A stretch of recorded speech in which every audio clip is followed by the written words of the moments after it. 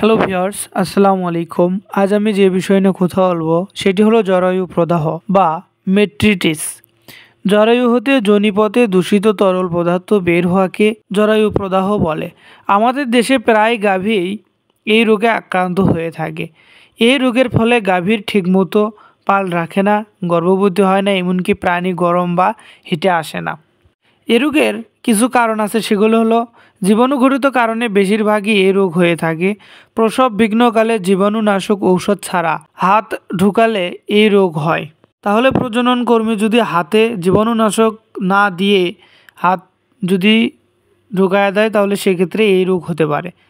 ষাঁড়ের প্রজননতন্ত্রের অসুখ হলে যে ষাঁড়ের বীজ ব্যবহার করা হবে বা যেই ষাঁড় দিয়ে পাল দেওয়া হবে সেই ষাঁড়ের যদি এই ধরনের সমস্যা থাকে সেক্ষেত্রে এই রোগ হতে পারে। কেননা একটি অসুস্থ প্রাণীকে ষাঁড় দ্বারা পাল দেওয়ার পরে ওই ষাঁড় দ্বারা যদি আবার সুস্থ প্রাণীকে পাল দেওয়া হয় সেক্ষেত্রে এই রোগটি হওয়ার সম্ভাবনা থেকে যায়।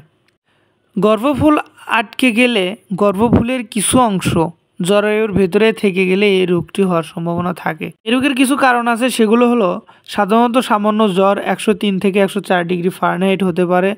গাভীর যোনিপথে দিয়ে দুর্গন্ধযুক্ত সাদা স্রাব বা লালচে রঙের পদার্থ অথবা সাদা পুষ নিঃসরণ হয়।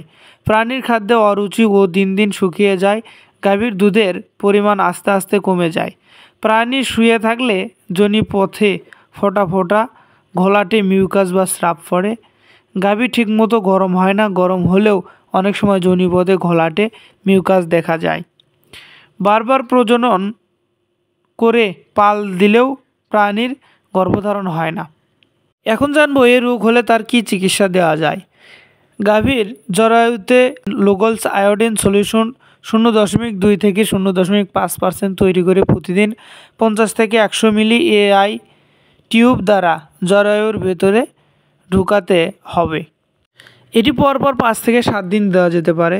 মেট্রোনিডাজল গ্রুপের যে কোনো একটি ঔষধ যেমন রেনাম্যাট, অ্যামোডিসভেট, ডাইরোভেট এগুলো যে কোনো একটি 2 থেকে 4টি বোলার জরায়ুর ভিতরে দেওয়া যেতে পারে। এটি পরপর 5 থেকে 7 দিন দিতে হবে।